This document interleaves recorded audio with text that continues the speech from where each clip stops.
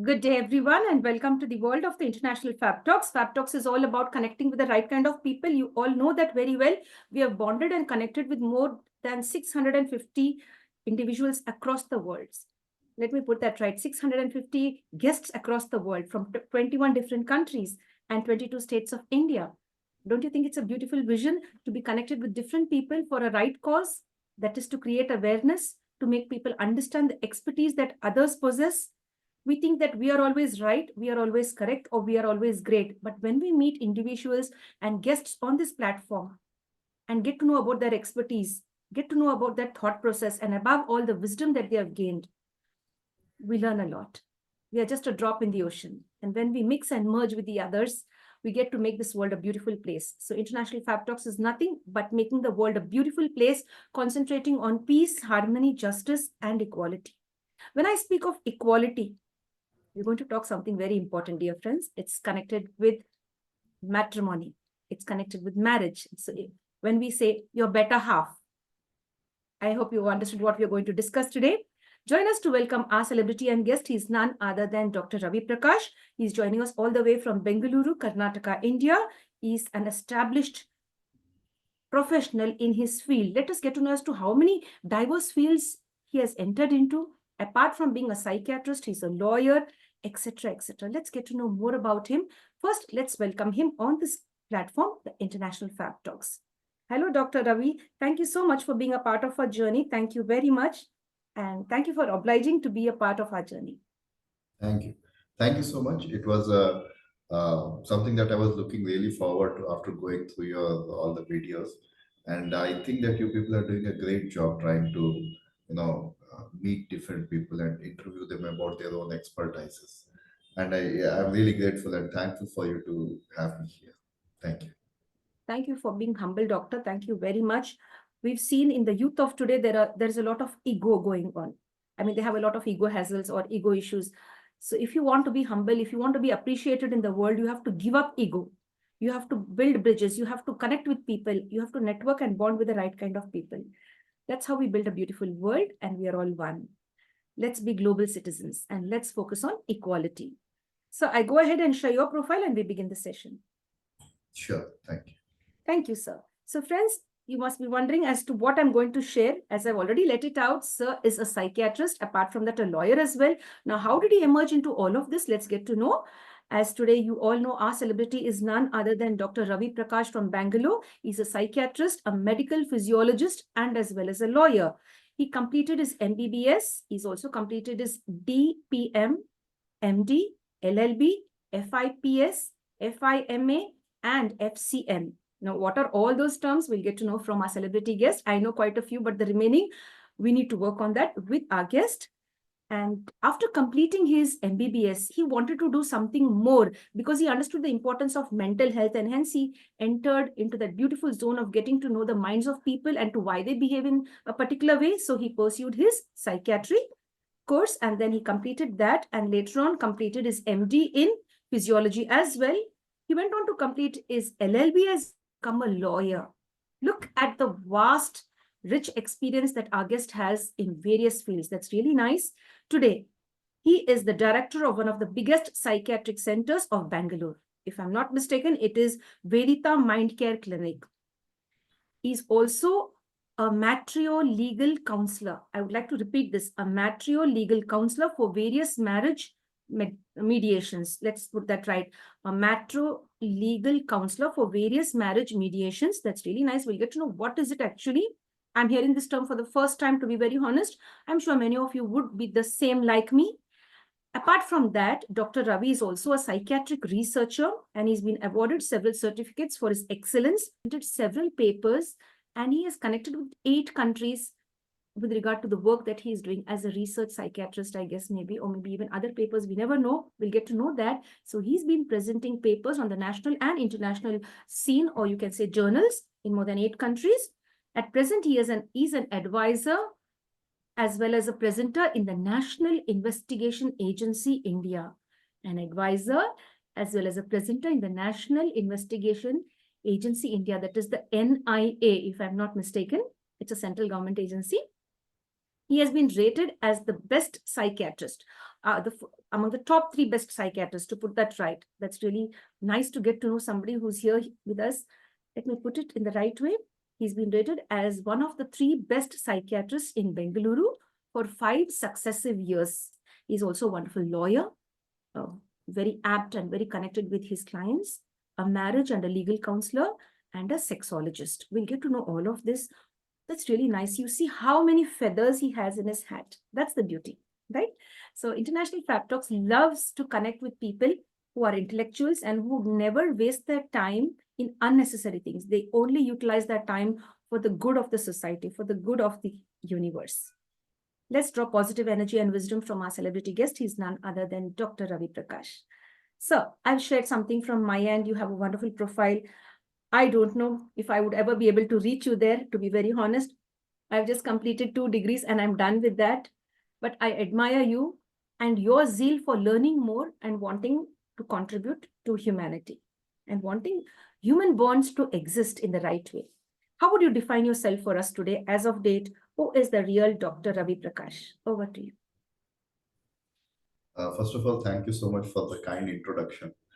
I think that over the course of time, what I have understood about myself is that I am a very inquisitive person. I try to see things from a perspective where things are clear to me. I try to get clarity in the things that I do. And what is more mysterious, what is more enigmatic than the human mind? And I have told this in my previous interviews also that I think that if there is something which will remain as one of the biggest mysteries of nature, it will definitely be the complexity, the hierarchical organization of the human mind. And all of the things that I have done were somewhere related to understanding human mind. After I did my MBBS, then out of interest, I did my PG in psychiatry. Subsequently, I wanted to understand the brain physiology. So I did an additional degree in physiology. We call it MD physiology here. And as I started practicing in Bangalore, Bangalore being one of the most academic places that I have been in India, as I started practicing here, I started understanding that the societal arrangement of a, a phenomena like mental health practice or mental health activities, it requires some kind of legal understanding. But along with that, long back, I had my own interest in understanding law. And I'll tell you why it is so interesting to me, why law is so interesting. Because I feel that if you look at the individual variations, if you look at a person as an individual, and when you look at a person as a part of a society, you see that there is a lot of change in these two dimensions of a person. And a person, how he is at an individual, whatever he is or whatever he is not, at a societal level, he is supposed to behave in a particular way. And that supposition that he has from inside his mind that I'm supposed to behave in this particular way, that comes from some kind of rules and regulations. And it is very interesting to see that such a vast population of the world, it is able to sustain itself with individual variations that we have. We billions of number of our existence, we are able to sustain within few legal frameworks that are established by the legislature, the government, the legislature, whatever you want to say. So how the law binds an individual and makes a person focused. I would not say committed so much. I would say focused to do certain things which are, you know, societally acceptable and societally good. At an individual level, whatever you are, how does such a variation in the human population gets, acclimatized or gets habituated to such a strict, stringent system of the society? And there, that is where law comes into the picture. And I think that the evolution of law in the human society has been one of the greatest achievements of the human society. Greatest, there's no doubt. You know, 6 to 7 billion people on the earth, and few hundred laws which are there, they are able to manifest in such a way that we are able to live in harmony because of that. Otherwise, if you remove the law for 1 day, 2 days, and it's all chaos. And that is where the interplay of human mind and the legal system it comes into the picture. So whenever, even if we talk about crimes and all, there are two components to it. One is mens rea and other is actus rea. Mens rea is the psychological, the mental component of a person who is committing a crime. And actus rea is obviously the act that he is committing. The mens rea is completely, psychological or what to say, mental health related in nature. And whether we want or we don't want, there is a interface between law and mental health which is going to remain forever. And that is why both, if you look at the courts and if you look at the psychiatrists, they both have to be in touch with each other. We have to understand the laws of the country, and the country has to understand the mental health before framing the laws. So it's a bi-directional, reciprocating, dynamic relationship. That is what makes law very interesting. And as I proceeded further, I understood that there are many concerns. There's a very big lacuna still uh, in between the legal systems and the reach to a psychiatrist or mental health professional. So I think that this bridging of the gap between the mental health issues and the legal issues, it was very much pending and it is very much required.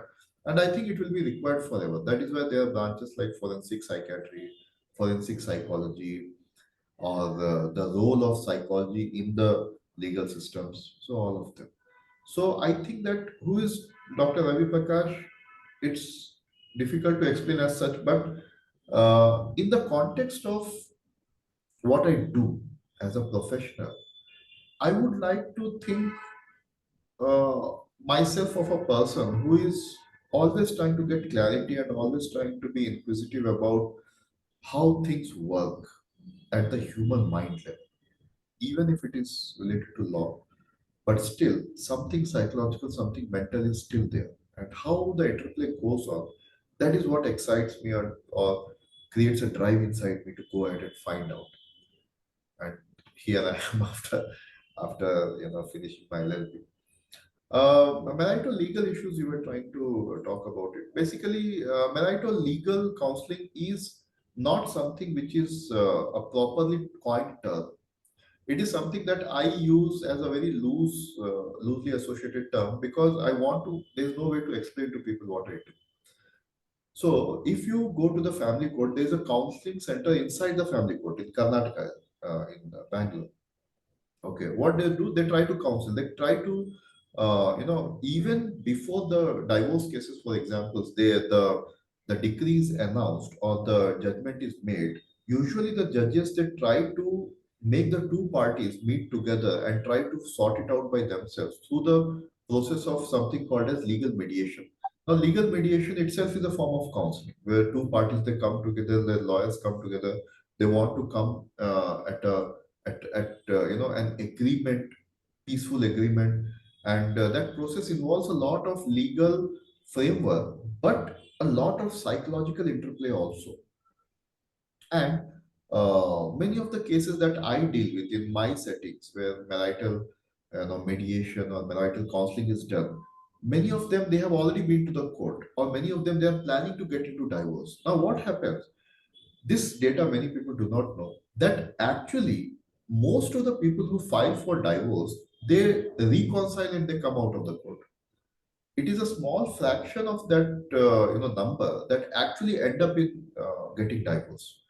The reason is that many a times they themselves are confused, many a times the legal system is confused whether to give them divorce or not, or whether it is something which can be reconciled at a very elementary level. And that is where they need our help as a psychiatrist also. And when I understood this, I tried to make them understand that what are the legal complications. So a marital legal counseling is in general you can say a counseling where both the aspects of marriage counseling and legal counseling or legal uh, events which are going to happen further if they go out from this place to the court, that a brief kind of introduction is given to them where people are made to understand. that if they go to the court, what exactly is going to happen there. Okay, so both the ways it works. It works also to help people to feel empowered if they are in an abusive marriage and they really want to get freedom from the marriage, or if they are confused whether my marriage is at the level of separation. I mean, the seriousness of my marriage conflict is at the level of separation, or it can be still reconciled. Can it be still mediated, arbitrated? And so there our role comes into the picture where we try to give them clarity. And most of the people, they, luckily or I can say fortunately, they try to reconcile their marriages, and most of them, they go back to their marriages, and many of them are living a very happy and fruitful marital life. So this is what I wanted to do, that many a times where lawyers, judges, and the couples themselves are confused, there should be a system which gives clarity to them, that whether your marriage really is at the level of legal separation or legal fight that is required to happen there, or is it okay to just go back and reconcile with some kind of mediation, some misunderstanding, some issues that you're having. So this interface of marriage and the legal system is where the marital legal counseling it it exists. Yes. So Yes. knowingly, actually, it was already happening earlier. I'm just trying to make it more systematized. Yes, doctor. Yes, doctor. Thank you so much for sharing that. Thank you, Dr. Ravi Prakash. My dear friends, if you have joined in now or if you're watching it now, we'd like to tell you that we are discussing on the challenges faced in modern day marriages in India and their solutions. So now, as we are discussing about the challenges that we face in marriages, what I would like to ask you now is the first question, for irrespective of gender. This question is open for everyone. Right? When does one realize that one is in an abusive marriage and it is time to separate? You being an expert in various fields, when should one begin that thought process? Yes, this is not right for me. I have to move out of the marriage. I have to meet a psychiatrist or a psychologist or a mental health professional and a lawyer as well. If you can give us the starting point to begin the journey. Over to you. See, there are two parts of this question, I would say. If you are talking about abusive marriages, They, excuse me, sir. Sir, there are some innocent people, irrespective of gender, they have not yet understood the meaning of what is abused. They think it is the culture. They think this is what life is. My mother or father faced it. So this is what is the trend in our family or in our culture. So if you can just tell us what is abuse in a marriage at the start, such that it becomes interesting for people to listen to. yeah, so I think a lot of clarity has already been given in the various judgments that courts have made. Abuses have been considered to be a very global phenomenon. It's not only physical, verbal abuse, and the positional abuse, where you are in an attitude that you are going, suppose you have not hit the person, but you are making the gesture to hit the person. So that itself is an abuse. So abuse is symbolic, verbal, as well as physical. In any kind of abuse, how do we know that it's an abuse? See, the concept of abuse is based on the outcome of trauma. If in any behavior of your partner you are experiencing trauma, psychological trauma, physical trauma, then there is an abuse. But here we have to understand that sometimes assertively said things or assertively done behaviors can also become traumatic to other person. In that case, maybe the other person is a little more sensitive. But even if that is the case, the person is experiencing trauma, he should try to clarify it, whether it is his sensitivity or whether it is the abusive manifestation of the partner that led to it. In most of the cases, abusive marriage, being in an abusive marriage is pretty clear. People know that I'm in an abusive marriage. The major reason is that it is a repetitive pattern. Yes, doctor. I'd People like to get interrupt you into here that. 1 minute. The point here is most of the people who I know from close quarters or the people who I've met, from close quarters, they have said that the abuse is not visible. It is mostly emotional, psychological, financial abuse. So that these are the three main things. How would you like to define this? I'm sorry for interrupting you. Over to you. Um, See, the context is important. People Mm-hmm. can say certain things, but the problem is that if the exact definition is not known, then it's very difficult if we are not able to define it properly. See, for example, financial abuse. Some people say that because the partner did not give me money, it's a financial abuse. But we have to see the bigger picture, the context.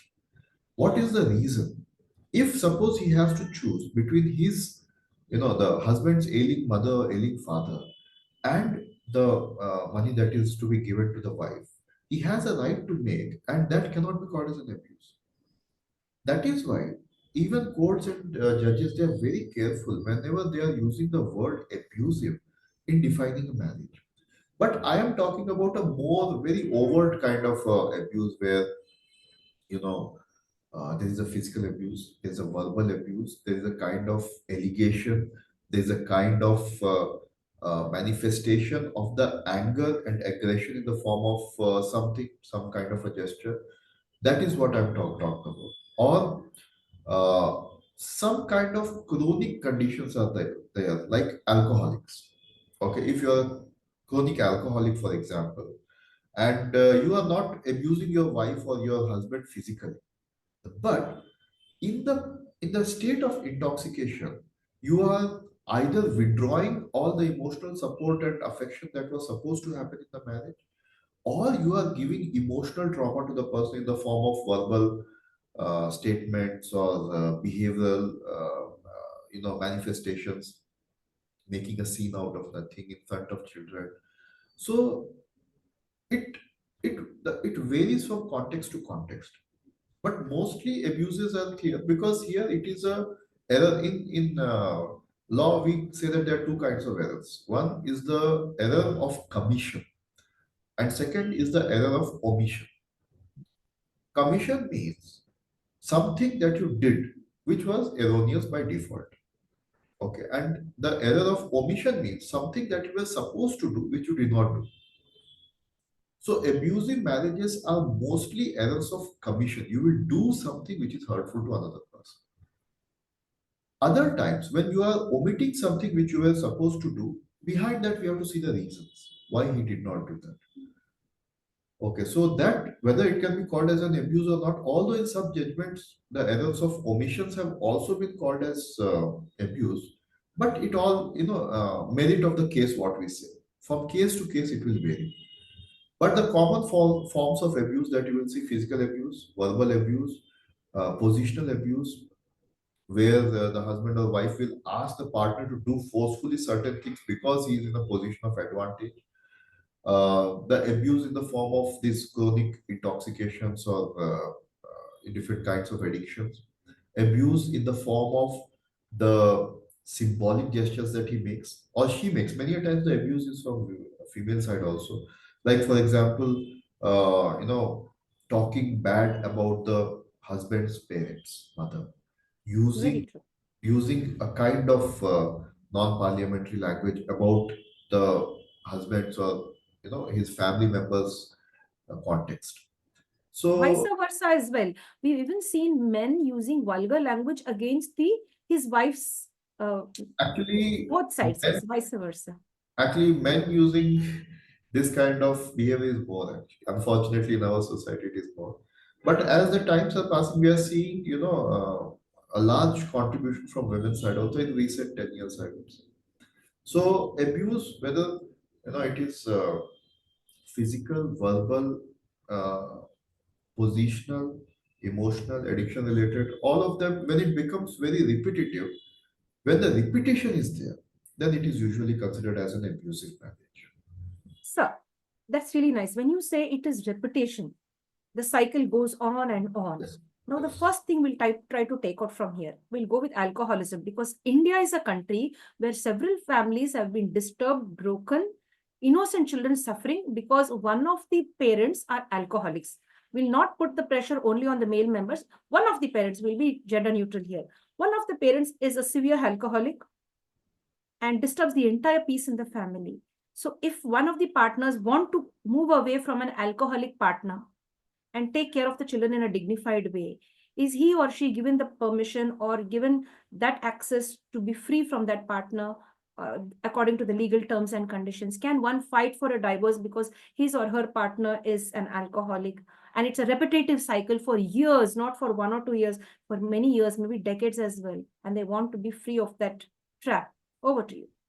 Yeah, yeah. Actually, chronic addictions in the form of, commonest one is alcohol, is one of the, you know, causes, one of the important indications of divorce. We have seen alcohol almost universally when the alcohol comes into the picture of the case, the biasness of the judges. I would not say bias, maybe the inclination of the judging, you know, honorable judges. It automatically tilts to the person who is non-alcoholic in the partnership.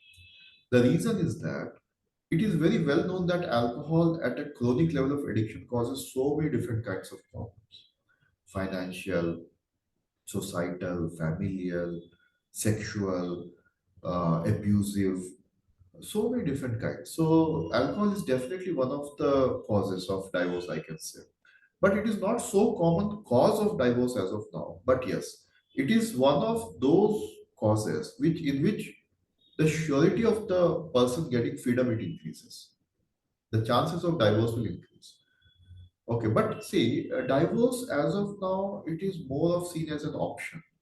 And the Article 21 of Indian Constitution, it will always give you the right to file for divorce. Whether you will get divorce or not, that's a different issue. But the choice, the liberty of seeking divorce, it will always be there with both the partners. And if it is really a viable option and an important way of escaping an abusive marriage or getting rid of an abusive marriage, it is, most of the time granted by the judges. So alcohol is no doubt one of the most problematic things to exist right now if it becomes at a chronic level. Not, once in a while social drinking, that's a different thing. But addiction is something that is very, very problematic. Yes, doctor. Thank you so much for sharing your knowledge on that. Doctor, there's another thing that I'd like to bring to your notice. Cheating. In a certain case, we'll not mention which gender. One of the genders have cheated and would like to have, would not want to break the marriage and has the repetitive habit of cheating again and again, but doesn't want to let go of the partner. And this is a form of extreme abuse. So what do you have to say about this?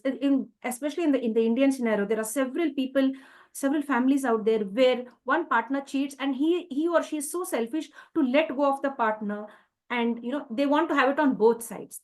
They want to have the cake and eat it as well, if I could put that right. So how would you want to explain this? And if somebody is in this position, what should they do, and how can they come out of this extreme abusive relationship? Over to you. The cheating is kind of a complicated topic actually. So if you know about the recent laws, I think in 2018-19, there was a section before that, IPC section 497, where cheating was considered to be a legal crime, criminal act actually. But then it was decriminalized. Decriminalized means it is no more a crime to cheat. Right. Yes. So you can cheat. Cheat means basically the word cheat is kind of an umbrella term, more like a sexual infidelity, you can say. So the infidelity part, earlier it was considered to be a crime, but later on it became like decriminalized, and now it is not considered as a crime to have extramarital relationships. But it is still a very very valid reason and a very very apt reason to file for a divorce case, and usually cheating is considered one of the important causes of divorce. So according to the surveys, recently we did a survey, we talked to all the lawyers actually, around 50 lawyers we interviewed, and I have some 500 plus cases of marital counseling. So after the survey we came to know that there are the five important causes of divorce, you can say primary causes, and cheating is one of them.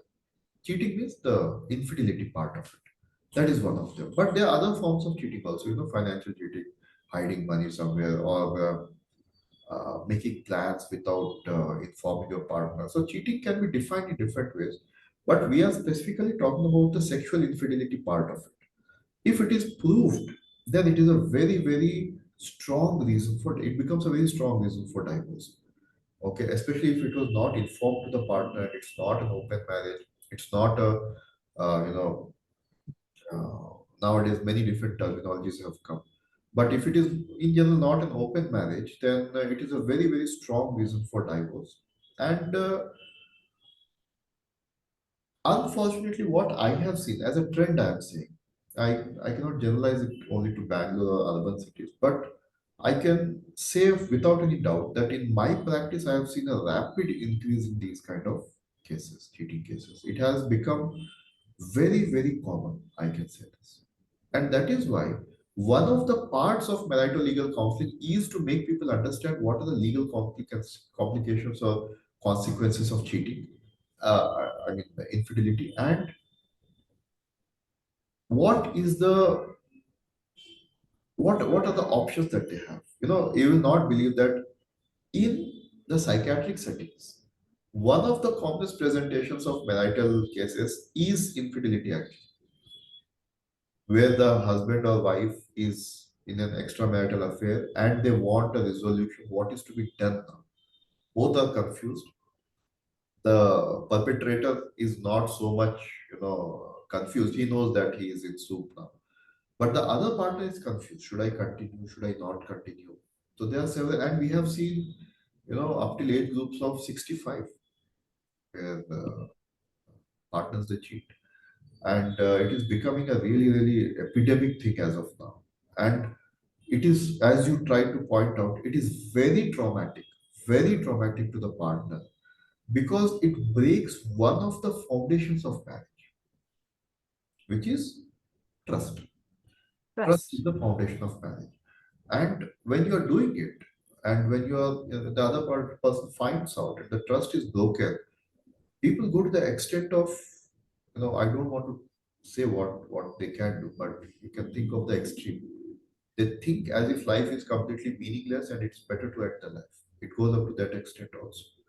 But nowadays, as things are becoming more, generalized, normalized, so partners are trying to come to marital counselors, trying to figure out that what can be done about it.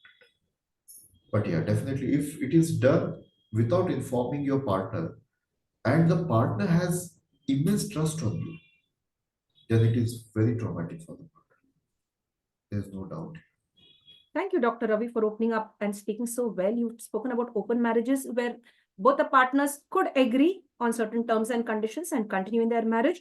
But if the trust is broken, then that becomes a grave offense on either of the partners who have done that. That's one thing which Definitely. I've understood. Now, even if the trust is broken, there are certain couples who would love to continue the relationship just for the sake of children. They wouldn't want to break it. In such cases, we've also seen and heard sexually transmitted diseases as being one of the main reason damaging one of the partner's life.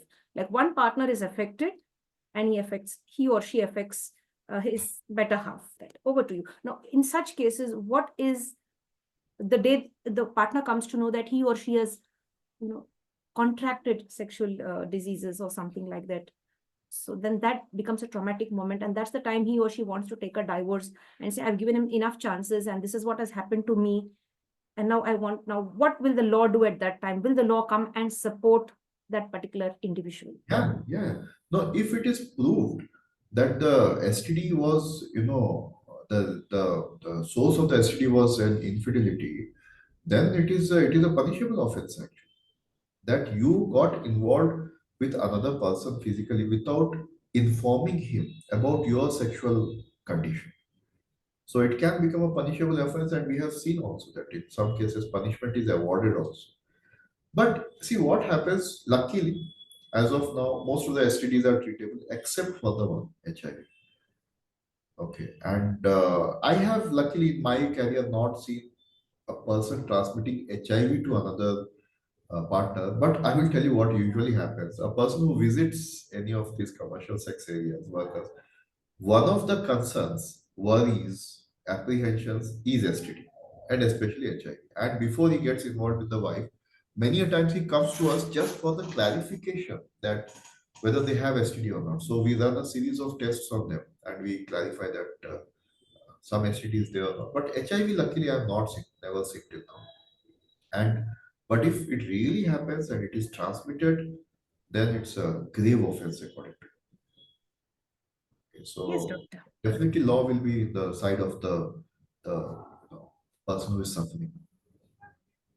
Doctor, what I'd like to bring to the notice of the public and to you and to all our guests who are here is no matter what is the reason for a divorce, if children are involved, it is very pathetic, very painful, and very disheartening for the children. Either of the spouses, they will break up, they will find new partners or multiple partners, that is okay. But what about those innocent children?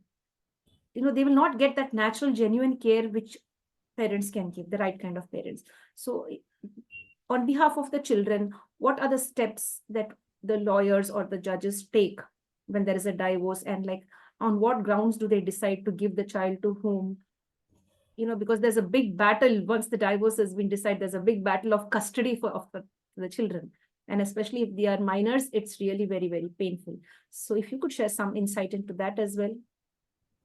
Now, custody is a different issue. Mm-hmm. I would like to first, start with the effect on children. Okay, so let me put it this way: that till now, I have not seen a single family who went through divorce, whether it is mutual or contested, whatever it is, Mm-hmm. where children are not affected. Okay, in US and all in Western countries, there is something called as divorce counseling, in which the one part of the counseling is also given to the children, where they are made to understand what exactly is happening. Many a times, children are so small, they are not able to make a sense out of it. Okay, are my parents together? And if they are together, or if they are not together, what is going to happen to the love and affection that I receive from each of them?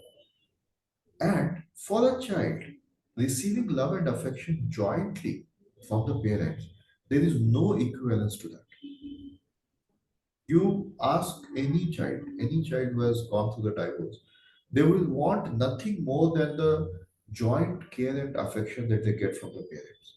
But also they understand down the lane that it is always better to, if the conflicts are not, they are never ending, it's always better to have two happy homes as compared to one unhappy home.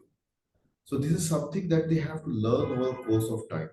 But it becomes a very, very, there all of the belief in this in the institution of marriage, it gets shaken, and they themselves, they become highly distrustful towards people in the context of relationship. I'm saying insecure, distrustful, just not that much serious about marriage. So many cases that we are seeing, one of the reasons is this, that either even if the marriage divorce has not happened and still there are continuous conflicts in the family, such children also, they develop their own insecurities and they develop maladaptive attachment styles that leads to severe consequences in the future.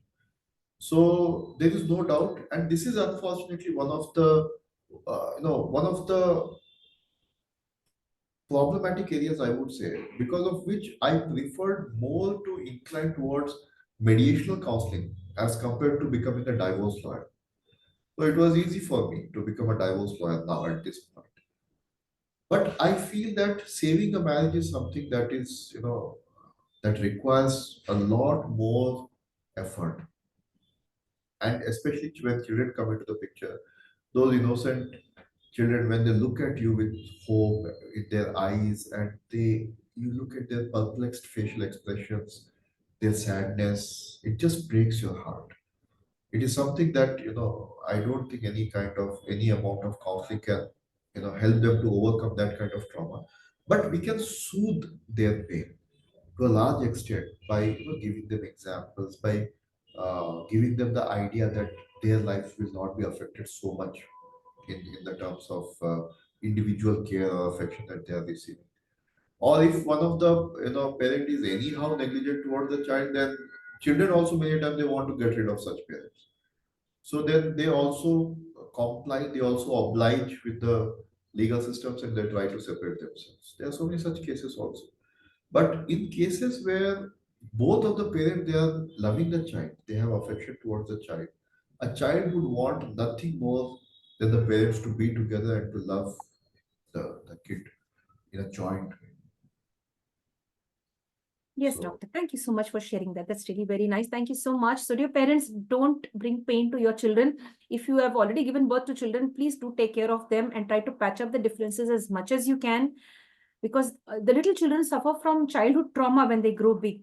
They cannot have stable relationships in their own lives, seeing the trauma. And many of them don't want to get married as well. What I've seen now, the latest, this generation, like who are in their 20s and 30s, they don't want to get married, seeing the abuse that their parents have endured with one another. With each other. So, yes, let's now go ahead with the next question. Doctor, we'll come down to the NIA. You are connected with the NIA. What is their actually, role yeah, in that this? is one thing I wanted to clarify. Yeah. Actually, I gave presentations in NIA, and I have interest. Means I know people over there, but it is something which is very confidential, very secretive. Uh, you know I give lectures there, like that you can say. I give presentations there. So my connect is more like I take classes there, like that. So when they have to talk about criminal psychology or something like that, then they have to get some kind of idea, or they want to have an idea about that. Then they also conduct classes there. It is just as a not like a direct connection, but more like a advisory kind of. Thank you for sharing all of that, Doctor. Thank you, sir. Thank you very much for being a great guest. My dear friends, with this, we'd like to sign off now from the International Fab Talks. If you like what the International Fab Talk team is doing, stay connected with us. Like, comment, subscribe, and share to the International Fab Talks. Above all, don't forget to love your family, love your partner in the right way, give them the right kind of respect. Come to an end to the International Fab Talks for today. If you like what the International Fab Talk team is doing, stay connected with us. Like, comment, subscribe, and share to the International Fab Talks. Above all, protect your family, love your children, and love and respect your spouse in front of your children. And at the same time, protect the environment and be a blessing to the universe. Stay safe and stay blessed. Thank you, sir.